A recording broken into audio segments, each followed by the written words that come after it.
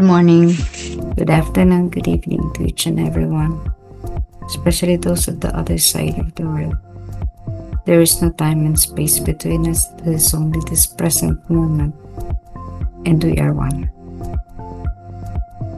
Let's take a look at diary entry number 1290, and this was on September 19, 1937. Today, my own brother Stanley visited me. I rejoiced greatly in this beautiful soul, who also intends to devote himself to God's service. That is to say, God himself is drawing him to his love. We talked for a long time about God, about his goodness. During this conversation with him, I learned how pleasing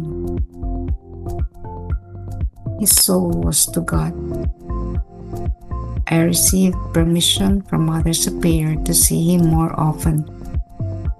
When he asked my advice about entering religion, I replied, "Surely you know best what God is asking of you." I mentioned the Jesuit order but said, "Enter wherever you like." I promised to pray for him, and I decided to make a novena to the Sacred Heart through the intercession of Father Peter Skarga, with a promise of having it announced in the Messenger of the Sacred Heart, because he is having great difficulties in this matter. I understood that in this case, prayer was more useful than advice. Ngayon, binisita ako ng sarili kong kapatid na si Stanley. Lubos ako nagalak sa magandang kaluluwang ito, na nagnanais ding italaga ang sarili sa paglilingkod sa Diyos. Ibig sabihin, ang Diyos mismo ang naglalapit sa Kanya, sa Kanyang pag-ibig. Matagal kami nag-usap tungkol sa Diyos, tungkol sa Kanyang kabutihan. Sa pakikipag-usap sa Kanya, nalaman ko kung gaano kalugod-lugod ang Kanyang kaluluwa sa Diyos. Nakatanggap ako ng pahintulot mula kay Mother Superior na makita siya ng mas madalas. Nang tanungin niya ang aking payo tungkol sa pagpasok sa reliyon, sumagot ako, "Tiyak na alam mo kung anong hinihiling ng Diyos sa iyo." Binanggit ko ang Jesuit order, ngunit sinabi ko pumasok ka kung saan gusto. Nangako akong ipagdasal siya at nagpasya akong gumawa ng nobena sa sagradong puso sa pamamagitan ni Padre Peter Skarga, na may pangakong ipahayag ito sa mensahero ng Sagradong Puso dahil nahihirapan siya sa bagay na ito.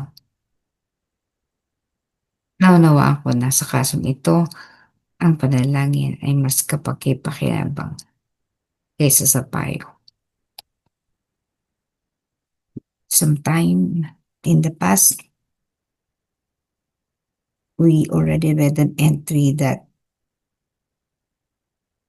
Faustina's brother was visiting her. So I think so this would be the second entry. Although yung first part, I thought while I was reading it, that was a reiteration of what she wrote several months ago. Pero iba, this time medyo mahaba yung entry. And then, because this was the time that Faustina went back to the convent after being hospitalized. So nag-usap sila, sabi niya, ng kapatid niya. And because the brother has yet to enter the convent, nagsuggest siya kung ng kumbento, magandang pasukan. Pero sabi niya, "Sige, kung saan mo gusto, eto lang yung suggestion ko, pero kung saan mo gusto." Gano'n naman dapat 'no? We can suggest halimbawa sa anak natin, sa kapatid, sa magulang, or kung sino man na humihingi sa'tin ng tulong. The best that we can do is to say what help we can offer, kung ano yung puwedeng gawin natin, ano yung mga options 'no? But in the end, sasabihin din natin kung ano ang sa tingin mo. Eto yung mga mungkahi ko lamang, pero siyempre kung anong tingin mo mas makabubuti sa'yo, yun ang sundin mo, 'di ba? Kaysa sa ipipilit natin kung ano yung gusto natin para sa isang tao. Bagamat sa kasong ito ng kapatid ni Faustina, siyempre natutuwa si Faustina na papasok din sa kumbento.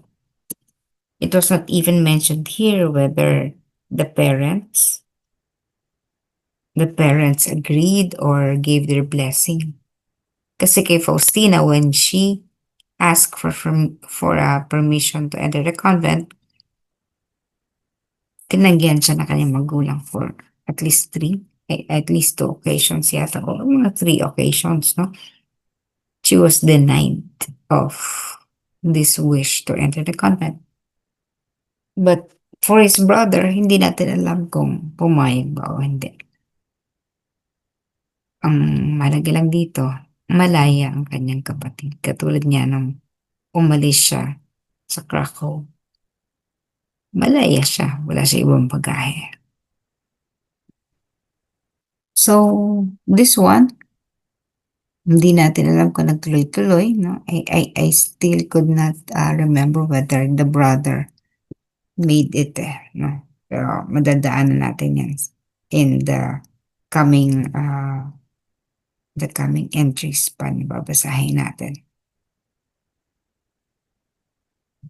Yun. So, medyo may ano pa rin siya, pag-alinlangan sa pagdedesisyon. Ganun naman because this is gonna be a major decision in his life. So, hindi fixed. Talagang, magdududa ang kumbaga pag-iisipang mabuti bago gawin. Bagamat may pagnanais pero yung full resolve to enter the convent, wala pa sa kanya. May mga struggles pa maybe, no? Para tuluyin siyang pumasok. So, gano'n. Sa atin, ang takeaway ko lang dito ay kapag humihingi sa atin ng payo, we can always say what we think is good for that soul. But then, we have to respect that it is still up to the person to decide. Kung naganda siya sa suggestion natin at sinunod, well and good. Pero kung hindi, okay lang din yun. Hindi tayo dapat nagagalit na sabihin natin, sinabi ko na sa'yo, ganito gawin mo, hindi mo pa rin ginawa. No? Ayan tuloy. There would be blaming. So, hindi maganda. So, pinakamabuti pa rin ay sabihin natin, yung tingin natin ay makabubuti para sa taong ito. Subalit sa huli, yung sarili pa rin ito ang magdesisyon sa mga bagay. Kasi buhay niya yun eh. Ano man ang tahakin niya, ano man ang desisyonan niya, may mga patibong yun along the way na magpapahirap sa kanya. The person should be prepared for that. No, kung tinahak niya yung lindas na yun, nadapa siya, tas pinilit pa rin natin, so sisisihin pa rin tayo niyan in the end. No, although it is always the decision of the person kung susundin niya o hindi ang ating mensahe. Pero dahil mabigat na desisyon ito para sa isang tao na katulad niya, no? This was a difficult decision to make. Nang iwan yung pamilya, pumasok sa kumbento, etc. And in this case, ang sabi ni Faustina, prayer was more useful than advice. So nagsabi siya, may mga payo siya, pero tingin niya sa mga ganitong sitwasyon na nangangailangan ng matinding discernment, panalangin pa rin. Kaya when we say may nagtatanong sa atin kung anong gagawin at sinabi natin na I'll pray for you, gawin natin. Panalangin natin ang kaluluwang ito para magkaroon siya ng kaliwanagan at sundin ang kanyang ninanais na naaayon sa banal na ah, kalooban ng Diyos. In that way, hindi maliligaw ang kaluluwa. Dumaan man siya sa pagsubok, haharapin niya ang mga pagsubok along the way ng buong giting. No? At ito magpapalakas sa kanya para sa ultimate decision na gagawin niya sa kanyang buhay. Kasi major ano to decision in the life. Kung papasok sa kumbento, hindi. And Faustina said, prayer is better or more useful than advice.